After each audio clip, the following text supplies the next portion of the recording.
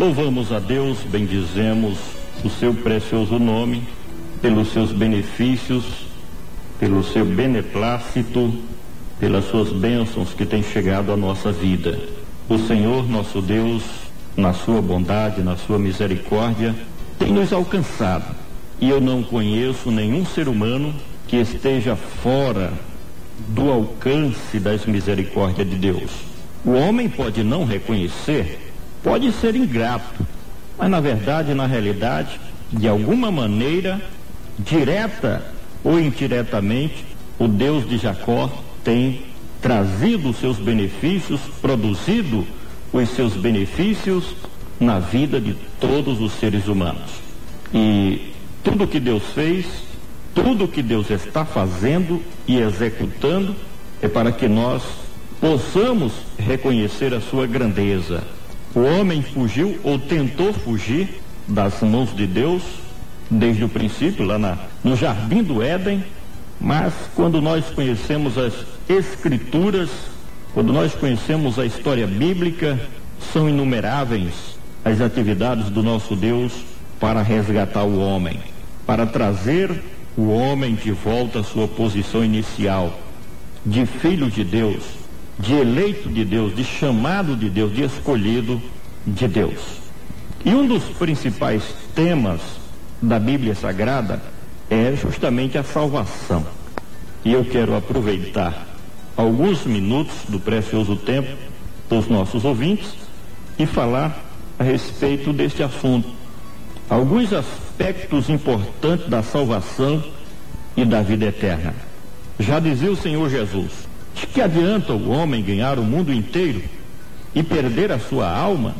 As pessoas, na sua maioria, ou quase na totalidade, se preocupam com seus interesses pessoais, estão sempre ocupados nas suas atividades individuais, pessoais, mas se esquece do principal, que é conservar a sua alma como bem-aventurada para a vida futura. E aí cabe uma pergunta neste momento: o que você tem feito para que quando você partir dessa terra, você herdar a salvação e a vida eterna? De que maneira você tem contribuído para que na volta do Senhor Jesus você esteja preparado para participar do arrebatamento da igreja? Ou isso não lhe diz interesse? Meu amigo, a vida, por mais longa que humanamente falando seja, e chegue lá aos seus 80, 90, 100 anos, ou passe de 100 anos, comparado com a vida eterna é nada. Eu não vou chamar nem de orvalho, porque não se pode comparar a vida eterna com esta vida presente. Aqui é um estágio. Agora, depende daquilo que você faz, depende de você, se você vai ou não herdar a vida eterna e a salvação. No Evangelho de João, capítulo 17, versículo 3, está escrito: ora, a salvação é esta, que conheçam a ti só, como único Deus verdadeiro, e a Jesus Cristo, a quem enviaste. Ninguém pode ser salvo pelos seus méritos. Nenhuma pessoa vai ser salva porque comprou a sua salvação, a sua entrada nas mansões celestiais. Mas esta salvação está disponível a todos aqueles que humildemente reconhecer a grandeza divina, reconhecer a missão importante, impar, já realizada pelo Senhor Jesus quando esteve como um missionário redentor aqui no planeta Terra. E meus amados irmãos, graças a Deus que nós encontramos na Bíblia Sagrada esta revelação. O próprio Jesus, exercendo o seu ministério aqui na terra, dizia: e a salvação é esta, que conheçam ao único Deus verdadeiro como o único Deus. Isso significa dizer que aquele que adora, venera, entrega os seus problemas, ora, reza a outras divindades, não reconhece o Deus único e verdadeiro como único. E também a pessoa tem que aceitar, é irredutível, a porta fica fechada para quem não aceita Cristo Jesus como seu Salvador. Mas, irmão Francisco, de que nós somos salvos? De quê? Nós somos salvos da pena do pecado. Eu disse, nós somos salvos da pena do pecado. 1 Pedro, capítulo 3, versículo de número 18, nos garante: pois Cristo padeceu uma única vez pelos pecadores, o justo pelos injustos, para levar-nos a Deus. Qual era a pena do pecado? Qual é a pena do pecado? Todo crime que você pratica tem uma pena. E a pena, às vezes, são 7 anos de cadeia, são 10 anos, 12. A pena máxima que é 30 anos aqui no Brasil. Existe país que existe chamado de pena perpétua. Aqui é permitido 30 anos. Mas o pecado, a pena do pecado, é a morte eterna. É a condenação eterna. E o Senhor Jesus, está escrito aqui, pois Cristo padeceu uma única vez pelos pecadores, o justo pelos injustos, para levar-nos a Deus, para nos conceder gratuitamente esta entrada nas mansões celestiais e nos entregar nos braços de Deus como salvos, como redimidos. Então somente Cristo Jesus é quem nos livra da pena do pecado. Também somos salvos do poder do pecado.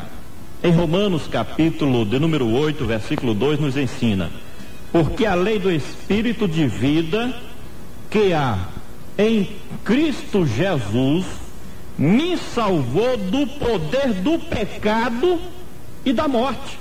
O pecado, ele tem um poder terrível na vida das pessoas. A prova disso é que neste momento existem pessoas nos ouvindo, nos acompanhando, que têm o desejo de deixar a vida velha, mas existe um pecadinho de estimação que ele prende, que ele impede de se converter, de nascer de novo. Existem pecados na sua vida que é uma corrente, ele vive acorrentado pelo poder do pecado e não deixa esse pecado por nada. Se sujeita às penas da condenação eterna, sabe, tem pessoas me ouvindo agora, sabe que vai ser condenado por causa do seu pecado, da sua iniquidade, da sua transgressão, mas não deixa, porque está preso ao poder do pecado. Mas quando a pessoa entrega totalmente, absolutamente a sua vida a Cristo Jesus, Cristo nos liberta, nos livra do poder do pecado e da morte. Somos salvos através de Cristo das garras do inimigo, onde está escrito em Atos capítulo 26, versículo 18, nos declara: para lhes abrir os olhos e das trevas os converter para a luz e os resgatar das garras de Satanás para Deus, a fim de que recebam a remissão dos pecados e herança entre aqueles que são santificados pela fé em mim, disse Jesus. Quando o Senhor Jesus se manifesta na vida de uma pessoa, aquela pessoa que se arrepende dos seus pecados, que confessa os seus pecados a Deus e não ao ser humano tão pecador quanto qualquer outro, mas aquele que na humildade do seu espírito, da sua alma, confessa o seu pecado a Deus, Cristo resgata essa pessoa das garras de Satanás. Você conhece? Nós conhecemos milhares, centenas de pessoas que são escravas do inimigo. E olha, eu vou dizer, não existe magia negra, não existe candomblé, não existe espiritismo, não existe ninguém nem nada que tire uma pessoa das garras do inimigo. Não existe missa de 7º dia, de 30 dias, não existe. Só existe um, que é Cristo Jesus. Ele tem a chave, ele tem poder sobre as garras de Satanás, sobre o império das trevas, e resgata. É Cristo quem resgata uma pessoa das garras do inimigo. A Bíblia diz que nós somos salvos do poder deste mundo mau. Você não se liberta por si mesmo, ainda que você queira, mas o mundo lhe prende. A Bíblia diz em Gálatas capítulo 1 e o versículo 4, onde nos confirma: Cristo Jesus se deu a si mesmo por nossos pecados, para nos salvar deste mundo mal, para nos livrar deste mundo mal, para nos libertar deste mundo mal, segundo a vontade de Deus nosso Pai.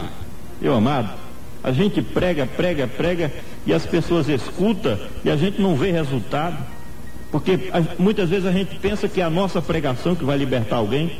A gente pensa que as pessoas são libertas porque eles realmente querem, é uma parte, mas só quem liberta da vaidade desse mundo, quem transforma uma vida, quem regenera uma alma, se chama Cristo Jesus, o verbo que se fez carne e habitou entre nós. Eu vou repetir, Gálatas 1:4.